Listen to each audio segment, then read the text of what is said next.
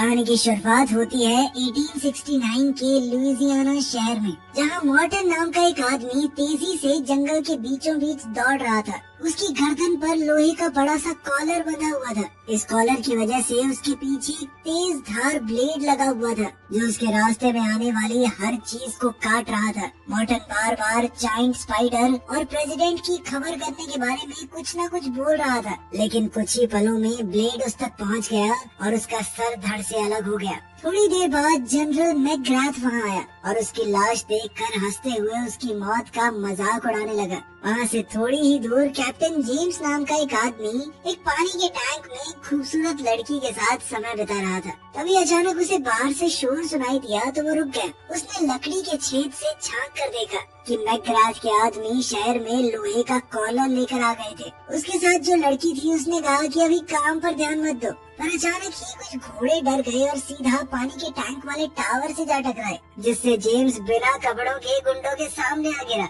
उसे देखकर बाकी सब उसे गालियां देने लगे, तो जेम्स ने कुछ ही पलों में सबकी हड्डी पसली एक कर दी और लड़ते लड़ते कपड़े भी पहन लिए। फिर उसने जाते जाते लड़की को चूमा और रस्सी के सहारे फिसलते हुए उन गुंडों की गाड़ी में चढ़ गया। फिर उसने एक बक्सा खोला तो उसके होश उड़ गए, क्योंकि उसमें बहुत से पेट्रोल बॉम्ब्स भरे हुए थे। अब जेम्स ने अपना दिमाग लगाया और सावधानी से कूदते हुए सबसे आगे वाले घोड़े पर जा बैठा।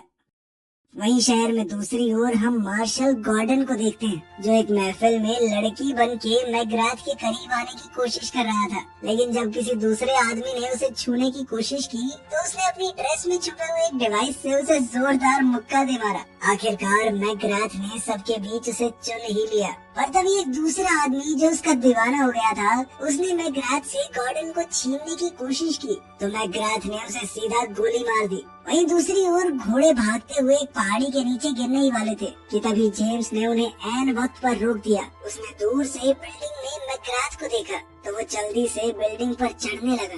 उधर गॉर्डन ने मैकग्राथ को हिप्नोटाइज करके उस पर काबू कर लिया था। उसने मैकग्राथ से पूछा कि तुमने किसके कहने पर एस्कोबार नाम के उस साइंटिस्ट को अगवा किया, पर तभी अचानक उसके डिवाइस ने काम करना बंद कर दिया, तो गॉर्डन ने अपना चाकू निकाल लिया। उसी पल जेम्स खिड़की तोड़कर अंदर घुस गया और मैकग्राथ पर हमला बोल दिया। जेम्स मैकग्राथ पर गोली चलाने ही वाला था कि तभी गॉर्डन ने उसे रोककर कहा कि अभी हमें इसकी जरूरत है।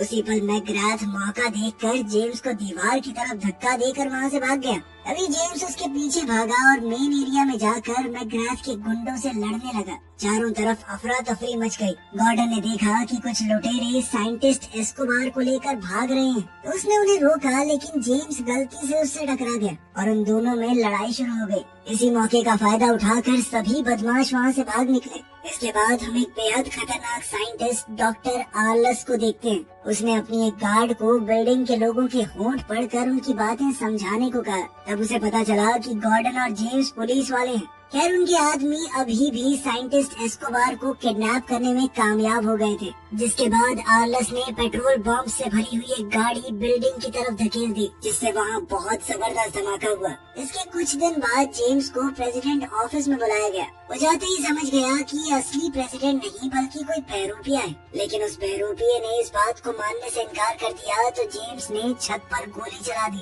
और आखिरकार उस आदमी ने असलियत बताते हुए कहा कि मैं गॉर्डन हूँ। उसी समय असली प्रेसिडेंट ग्रांट वहाँ पर आया। उसने कहा कि तुम दोनों मेरे सबसे अच्छे सिपाही हो, तुम्हें मिलकर काम करना होगा। वो उन दोनों को एक खुफिया कमरे में ले गया और बताया कि अमेरिका के सभी महान साइंटिस्टों को मैकग्राथ ने अगवा कर लिया है। उसने प्रेसिडेंट को एक नोट भेजकर ये भी बताया था कि वो सभी साइंटिस्टों का इस्तेमाल करके ऐसा हथियार बनवाएगा जो दुनिया में कभी किसी ने न देखा हो। मैकग्राथ चाहता था कि प्रेसिडेंट एक हफ्ते के अंदर इस्तीफा दे दे। गॉर्डन और जेम्स जानते थे कि मैकग्राथ एक पेशेवर कातिल है, लेकिन इतना चालाक नहीं है। वो जानते थे कि जरूर इसके पीछे कोई और मास्टरमाइंड है। तब प्रेसिडेंट ने उन्हें एक हफ्ते के अंदर अंदर उस मास्टरमाइंड को ढूंढने का ऑर्डर दिया। इस काम के लिए प्रेसिडेंट ने उन्हें अपनी एक स्पेशल ट्रेन भी दी। गॉर्डन बड़ी जल्दी से अपनी मोटरसाइकिल से वहाँ पहुँच गया और अकेला ही ट्रेन लेकर निकल गया, जबकि जेम्स अपने घोड़े पर उसके पीछे दौड़ता हुआ आया और कूद कर ट्रेन के अंदर पहुँचा।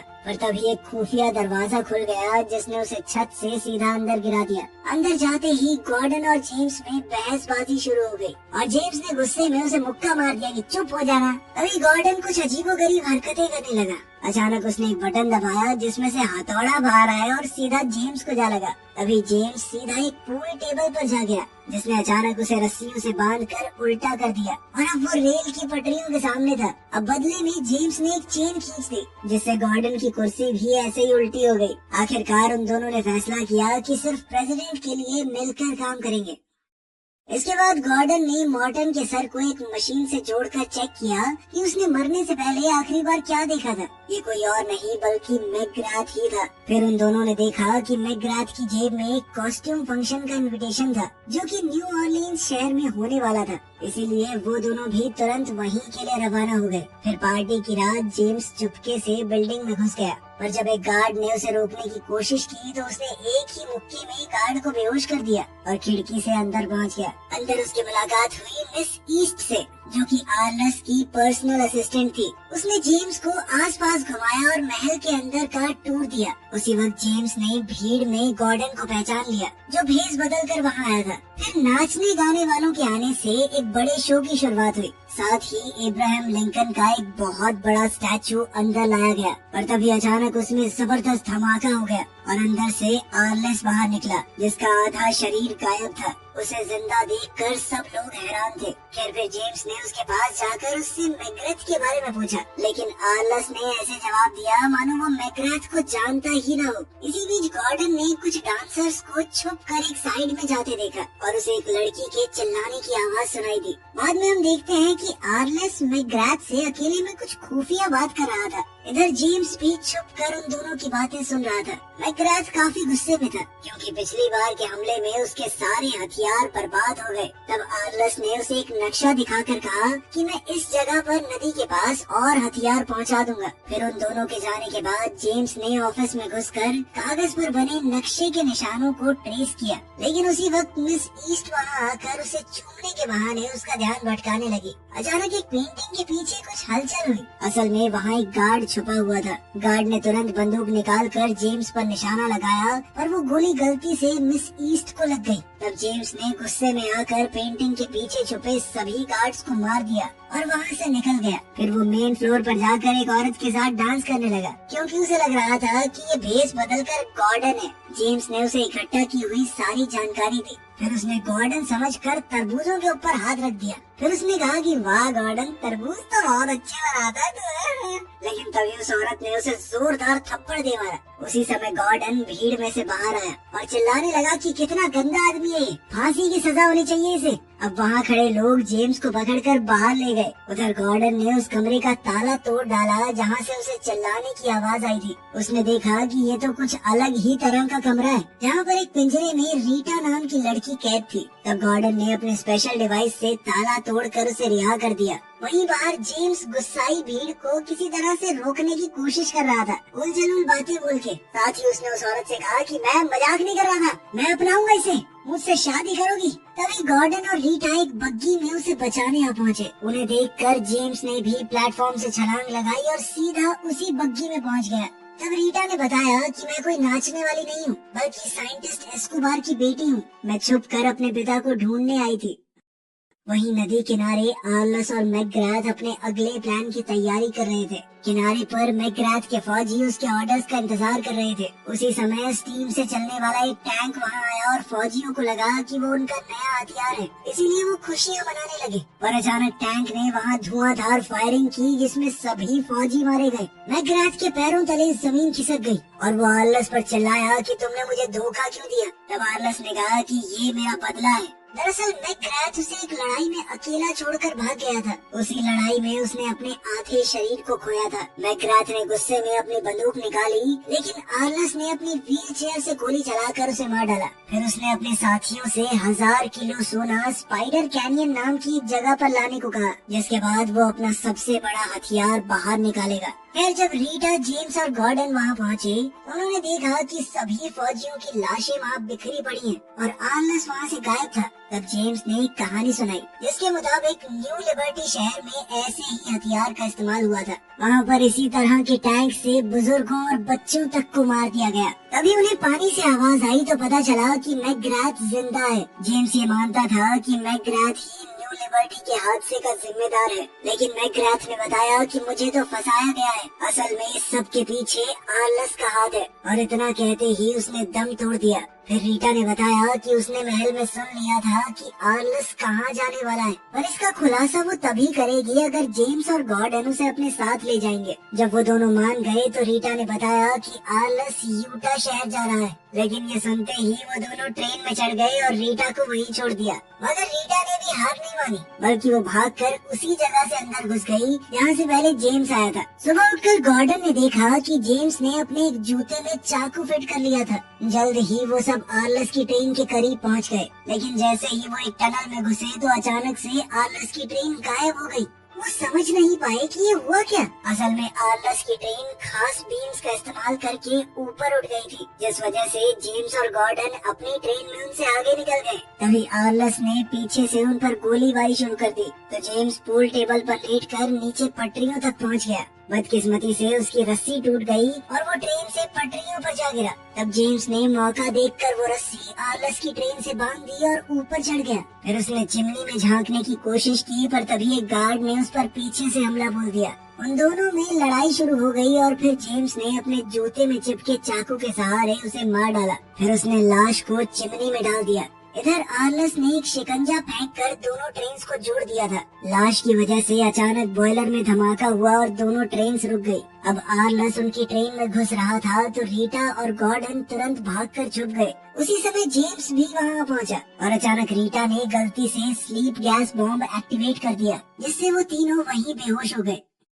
थोड़ी देर बाद गॉर्डन और जेम्स को होश आया। दोनों जमीन पर पड़े थे और उनकी गर्दन पर लोहे के कॉलर्स बंधे हुए थे। साथ ही उनके चारों ओर लोहे की तार बंधी हुई थी। आर्लस ने उनके सामने आकर उनकी हार का मजाक उड़ाया और फिर उन्हीं की ट्रेन में रीटा को लेकर चला गया। तब गॉर्डन ने अपनी जेब चेक की तो उसे कोई डिवाइस नहीं मिला, मगर उसे एक नोट मिला जिसमें लिखा था कि जब तक वो इस तार के अंदर है तब तक जिंदा रहेंगे। जेम्स को इस पर यकीन नहीं हुआ, इसीलिए उसने जांच करने के लिए तार से बाहर कदम बढ़ाया। तभी अचानक एक मशीन एक्टिवेट हो गई जिसमें से 2 गोल ब्लेड्स तेजी से घूमते हुए आए और रास्ते के सभी पेड़ पौधे काटते हुए उनका पीछा करने लगे। गॉर्डन ने चिल्लाते हुए कहा कि इन कॉर्नर मैग्नेट्स की पावर पूरे 400 साल बाद खत्म होती है। अब वो दोनों जान बचाने के लिए पास के एक खेत में जा घुसे। वो एक दूसरे के आमने सामने खड़े हो गए। जैसे ही ब्लेड्स उनके करीब पहुँचे दोनों नीचे कूद गए और वो ब्लेड आपस में टकराकर टूट गए। लेकिन उसी समय उन्हें एहसास हुआ कि वो गोबर से भरे एक गड्ढे में गिर चुके हैं। कुछ देर बाद वो दोनों खेत से बाहर निकले तो दोनों में बहसबाजी शुरू हो गई। गॉर्डन ने गुस्से में जेम्स पर चिल्लाकर कहा कि सब तुम्हारी गलती है।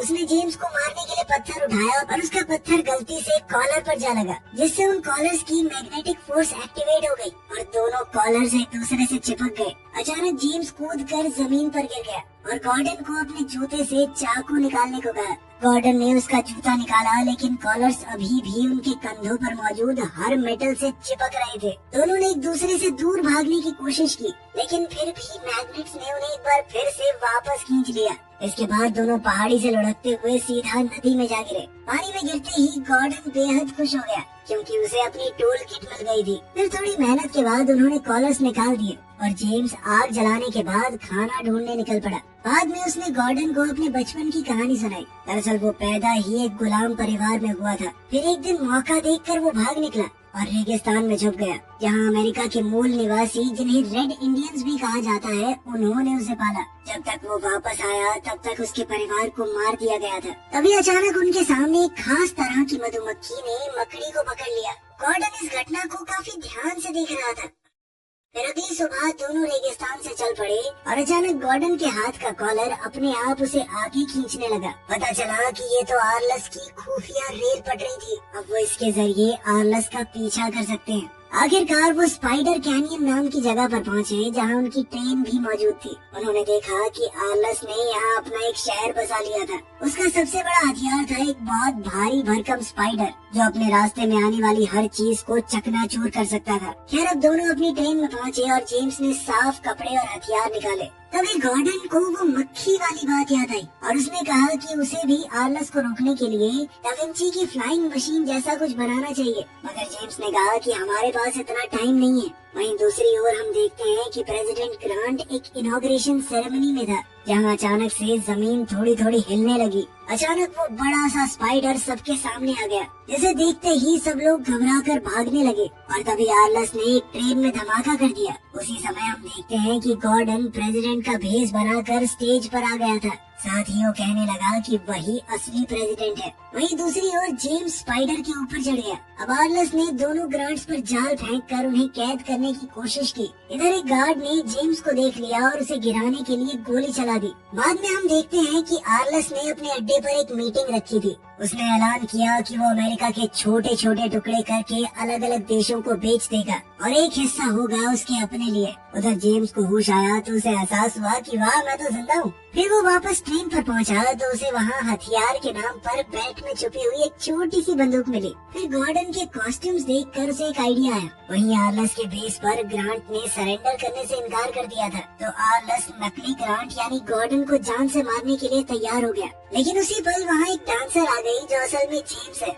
उसने अपनी अदाओं से आर्लस को लुभाया और फिर चुपके से उसकी कुर्सी से चाबियां चुरा कर गॉर्डन को दे दी। गॉर्डन ने जल्द ही खुद को रिहा कर लिया, लेकिन तभी जेम्स ने गलती से अपनी ब्रा में छुपे हुए फ्लेम थ्रोअर्स को एक्टिवेट कर दिया और वहाँ आग निकलने लगी। आर्लस ने तुरंत अपने आदमियों को गोली चलाने के ऑर्डर्स दिए, मगर जेम्स ने आग से उन्हें जला डाला। कॉपीराइट का चक्कर ना होता मैं गाना लगा देता, बीड़ी चले ले जिगर से पिया, जिगर में बड़ी आग है डंडन। खैर, अब आर्लस और उसके गार्ड्स ग्रांट को घसीट कर स्पाइडर के अंदर चले गए। जब और फौजी जेम्स की ओर बढ़ रहे थे तो उसने एक बॉम्ब फेंक कर वहाँ जबरदस्त धमाका कर दिया। उधर रीटा सभी साइंटिस्ट्स को रिहा करके अपने साथ एक सुरक्षित जगह पर ले आई थी। अब जेम्स को कुछ समझ नहीं आ रहा था, इसीलिए उसने गॉर्डन से कहा कि जल्दी से वो फ्लाइंग मशीन बनाओ। कुछ ही देर में गॉर्डन ने वो फ्लाइंग मशीन बना दी। जाने से पहले कंडक्टर ने उन्हें कुछ बम दिए और कहा कि वो एक पुलिस वाला है जिसे प्रेसिडेंट ने उन पर नजर रखने के लिए भेजा था। अब जेम्स और गॉर्डन उस मशीन के साथ पहाड़ी से कूद गए। एक बार को तो ऐसा लगा कि गए काम से, लेकिन जल्द ही मशीन उड़ने लगी। वहीं दूसरी ओर हम देखते हैं कि वो बड़ा सा स्पाइडर एक शहर में पहुंच चुका था, जहां आर्लस ने लोगों को मारना और बिल्डिंग्स को गिराना चालू कर दिया। वो चाहता था कि इसके दबाव में आकर प्रेसिडेंट उसकी बात मान ले, लेकिन उसी पल जेम्स और गॉर्डन अपनी फ्लाइंग मशीन में वहां पहुंचे। फिर उन्होंने हवा से बम फेंक कर हमला कर दिया। उधर से आर्लस भी उन पर हमला कर रहा था और अचानक उनकी फ्लाइंग मशीन गिरकर सीधा स्पाइडर से जा टकराई, जिससे एक गार्ड तो गिर गई, मगर बदकिस्मती से बाकी गार्ड्स ने उन्हें घेर लिया और उन्हें पकड़कर आर्लस के सामने ले जाया गया। तब जेम्स ने आर्लस का मजाक उड़ाया तो आर्लस ने बटन दबाकर उसे नीचे वाले हिस्से में फेंक दिया, जहाँ उसे एक योद्धा का सामना करना होगा जिसके हाथ कटे हुए थे और उनकी जगह पर ब्लेड्स लगे थे। जल्द ही दो और फाइटर भी उस पर टूट पड़े, तो जेम्स ने बड़ी बहादुरी से उनका सामना किया। फिर उसने मशीन की एक चेन की मदद से ब्लेड वाले आदमी को दूर फेंक दिया। उसने दूसरे आदमी को इंजन में फेंका और अब बारी थी तीसरे आदमी की, जिसके मुंह पे उसने फावड़ा दे मारा। उसी समय एक ऐसा आदमी वहाँ आया जिसकी चमड़ी लोहे की थी। जेम्स चाहे उस आदमी पर कितने भी वार क्यों ना कर ले, पर उस पर कोई असर ही नहीं हुआ। अब जेम्स का दुश्मन उसे स्पाइडर से नीचे फेंकने ही वाला था, मगर अचानक न जाने कैसे उसकी चिप्स में बिजली का झटका लगा और जेम्स की जगह वो खुद ही नीचे गिर गया। इसके बाद जेम्स ने आर्लस को धक्का दिया तो आर्लस अपनी चेन से बाहर निकलकर मैकेनिकल टांगों पर खड़ा हो गया। अब जेम्स ने उसे मुक्का मारकर घुमा दिया तो आर्लस ने भी उसे पीटा। फिर वो उसके हाथों पर पैर रखकर उसकी छाती पर लगातार वार करने लगा। उसी समय गॉर्डन ने अपनी शर्ट में छुपी हुई छोटी गन निकाली और फटाक से गोली चला दी, मगर उसका निशाना चूक गया तो आर्लस उस पर हंसने लगा। लेकिन तभी उसे एहसास हुआ कि गोली उसकी मैकेनिकल टांग में लग गई थी और अब वो चल नहीं पा रहा। इसके बाद गॉर्डन और जेम्स ने मिलकर सभी गुंडों को हरा दिया और सबको एक एक करके स्पाइडर से नीचे गिराते गए। तभी ग्रांट ने देखा कि वो स्पाइडर एक पहाड़ी से नीचे गिरने वाला है, तो गॉर्डन ने उसे कंट्रोल करने की कोशिश की, मगर कोई फायदा नहीं हुआ। आर्लस एक बार फिर अपनी कुर्सी पर वापस आ गया और अपनी खुफिया गन से गोली चलाई, लेकिन वो जेम्स की बजाय स्पाइडर को जा लगी। उसी समय स्पाइडर पहाड़ी की चोटी पर जा रुका। अचानक आर्लस और जेम्स दोनों फिसल गए। जेम्स किसी तरह आर्लस की व्हील चेयर पकड़कर बचा हुआ था। आर्लस अब भी देश को खत्म करने की बातें कर रहा था, तो जेम्स ने उसकी कुर्सी का लीवर ही खींच दिया, जिससे आर्लस खाई में जा गिरा, जबकि जेम्स एक चेन को पकड़कर बच गया। बाद में प्रेसिडेंट ग्रांट ने ऐलान किया कि उसने सीक्रेट सर्विस नाम की एक एजेंसी बनाई है जिसका काम होगा प्रेसिडेंट की रक्षा करना, और उस एजेंसी के सबसे पहले एजेंट्स होंगे गॉर्डन और जेम्स। बाद में रीटा ने उन दोनों का शुक्रिया अदा किया और तब उसने खुलासा किया कि एस्कोबार उसके पिता नहीं बल्कि पति है। ये सुनकर दोनों दंग रह गए। तब रीटा मुस्कुराते हुए वहाँ से चली गई और जेम्स और गॉर्डन ने एक दूसरे को देखा और स्पाइडर पर चढ़कर सनसेट की ओर निकल गए। वीडियो पसंद आई तो लाइक कर देना, चैनल को सब्सक्राइब कर लेना। मिलते हैं अगले वीडियो में।